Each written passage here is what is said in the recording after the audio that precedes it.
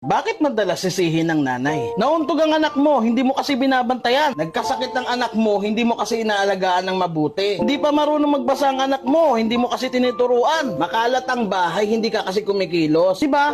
Lahat na lang sinisisi sa kanila. Hindi ba pwedeng may mga bagay naman talaga na hindi nila kontrolado? Mga bagay na hindi nila kayang pagsabay-sabayin. Hindi ba pwedeng maging mabuting ina kahit nangyayari mga ito? Kapag ang mga tatay nagbibigay ng pera, ang tingin kagad ng ibang tao, mabuti na silang ama. Pero kapag nanay ka, ang expectation, perpekto ka. Kasi kailangan mong magawa lahat ng bagay. Mula sa pag-aasikaso ng almusal, tanghalian, hapunan, paglalaba, paglilinis at pagiging mabuting ina. Kaya kapag may nangyaring hindi maganda, may masisisi agad sila. Tao din sila napapagod. Tao din sila na nagkakamali at natututo. Tanggap na mga nanay ang mga ito. Pero kung isisi sa kanila lahat, ibang usapan na yun. Sa mga tatay, kung concern talaga kayo, tumulong kayo sa paraan na kaya nyo. Hindi yung kung ano-ano na lang sinasabi nyo. Kaya nagpapasalamat kami ng buo sa mga taong umiintindi at nakaka-appreciate sa lahat ng mga ginagawa ng mga nanay kagaya ng nanonood nito.